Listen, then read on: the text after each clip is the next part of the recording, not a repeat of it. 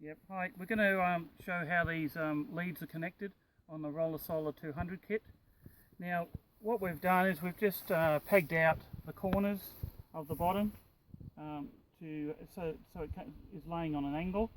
You could actually peg out the middle as well if you wish. You start off with these leads like this, and so what we do initially is disconnect all these, each panel.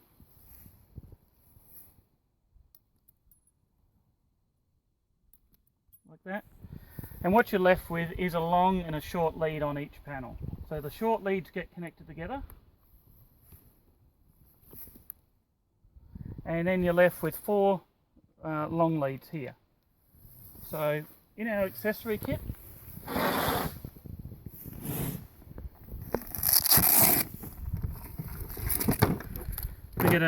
we get some cables here. We get a yellow Anderson to MC4 5-meter lead. We get an MC4 to MC4 5-meter lead. That's for an extension. You don't necessarily need those, but depends on how far from the kit to the regulator. And then you get a 2.5 meter lead, which is used to go from the regulator to the battery. And we might even have a storm coming soon, so we'll see if we can get through this without getting wet. Right, so in this accessory leads here, you've got 2 Y leads, so they're what we need. You've also got 4 connecting leads, which you don't necessarily need to use, but they can be used to lengthen a lead to tidy up if you've got a certain configuration that requires them. And then we've also got a battery clamp fused to Anderson plug lead. So we get the Y leads, we connect these up here.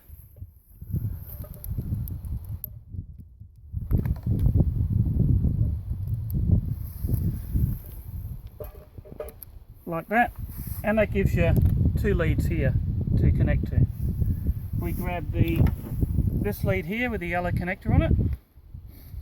And what we want here is we want the MC4 connectors, and we connect those to here.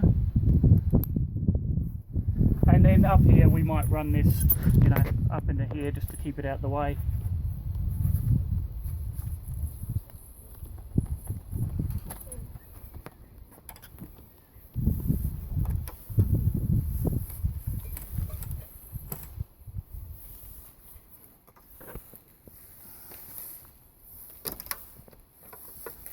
Alright, like that.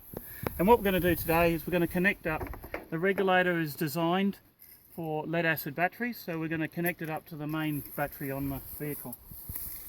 So to do that, we need our regulator and also our battery clamp lead. So the first thing we need to do with this is we need to give power to the regulator. So the grey lead gets connected to the battery clamp lead. And just ensure on your vehicle you identify what is positive and what's negative on your battery. So here we connect up the positive and the negative like that. Now what actually happens here is on the regulator it'll come up with the voltage of the battery, and then if it does go out you can push this button here, and you've got to set this. For this, a sealed lead acid battery, we've got to put this to 2. So just hold this down for a pause and it'll go over to 2. That is now ready to go. So we can now grab the yellow lead, which is our solar power coming in, and connect that to the regulator.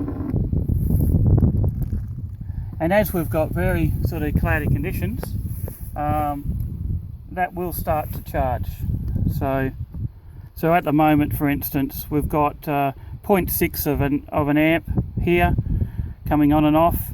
Now this is an MPPT, so what this actually does is grabs the voltage, which is about 25 to 30 volts coming from the panels, and does a DC to DC conversion on it, and what we get there is that then converts this voltage to what's required, and the extra voltage is used in amps. So once the sun comes back out again, this system here will charge and keep the battery charged. Alright, this connector here is for a load, not necessary, but if you wish you can connect that to like a fridge or an accessory, and then the regulator will actually tell you how many amps and is going into the battery and how many watts is being used by the accessory. We do have other videos that show this regulator in use.